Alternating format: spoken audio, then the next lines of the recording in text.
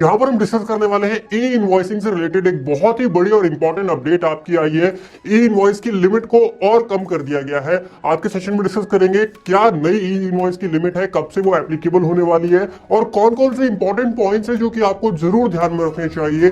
चलिए without any further do सीधा screen पे चलते हैं, समझते हैं उस इंपॉर्टेंट नोटिफिकेशन को जो कि कल ही इशू की है सीबीआईसी ने। So guys we are on the screen now. Notification आपकी रिसेंटली नोटिफिकेशन नंबर 10/2023 इशू की गई है 10 मई 2023 को रिलेटेड टू ई इनवॉइस। यहाँ पर जो है चेंज किया गया है सब रूल 4 ऑफ रूल नंबर 48 जो कि आपका ई इनवॉइस बनाने के लिए होता है। यहाँ पर देखिए आपकी जो लिमिट होती है 10 करोड़ की लिमिट अभी होती है उसको रिड्यूस करके कर दिया गया 5 करोड़ की। बहुत ही छोटी सी सिंपल सी प्यारी सी अमेंडमेंट थी।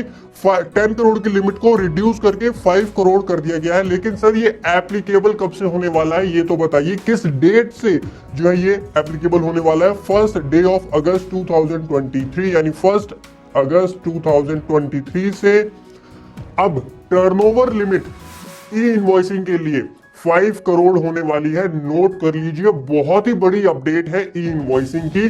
थोड़ा सा ऐड ऑन करते हैं, अपना एनालिसिस यहां पर ऐड करते हैं। सबसे पहले तो ये जो टर्नओवर आपको चेक करनी है 1 अगस्त के बाद में, जो टर्नओवर चेक करेंगे आप वो कौन से ईयर में चेक करेंगे? प्रीवियस ईयर जो आपका निकला 21-22 उसमें चेक करनी है या एनी प्रीवियस ईयर, किसी भी प्रीवियस ईयर में? तो यहां पर मैं क्लैरिफाई कर देता हूं, आपको चेक करनी है एनी प्रीवियस ईयर।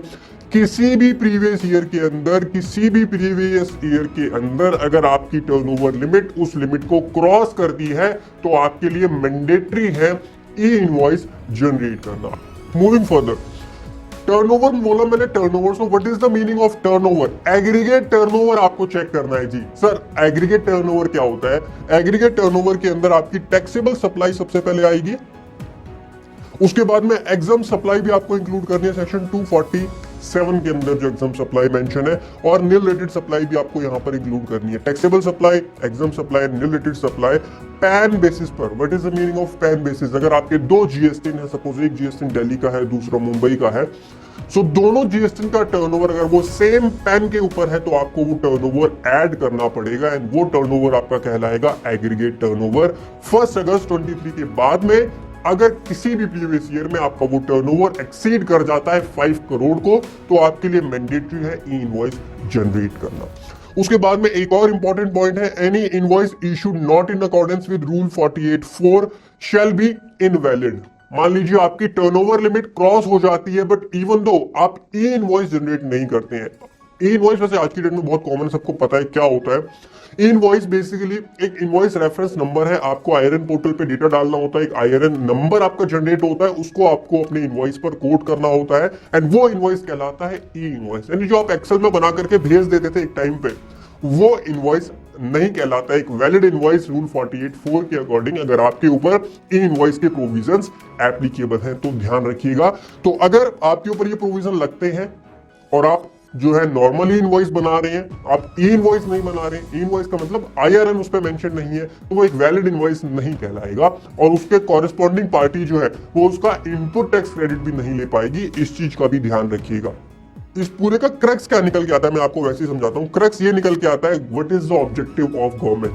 गवर्नमेंट चाहती है कि large number of tax payer E invoice portal पे अपना डेटा दे जिससे कि ट्रांसपेरेंसी आ सके इनवॉइसेस के अंदर, डेटा के अंदर, जो भी आउटवर्ड सप्लाई आप करते हैं उसके अंदर एक ट्रांसपेरेंसी आ सके और जो भी आप ये जो इनवॉइसिंग होती है, गलत इनवॉइसिंग होती है, फेक इनवॉइसिंग जिसको हम बोलते हैं, उस पर कहीं ना कहीं रोक लगाई जा सके। ये पूरा ऑब्जेक्टिव इस तरफ हमारा जा रहा है और इसके साथ के साथ अभी कुछ टाइम पहले, मतलब कुछ टाइम क्या, अभी एक हफ्ता पहले ही एक इंस्ट्रक्शंस इशू की गई है सीबीआईसी की तरफ से।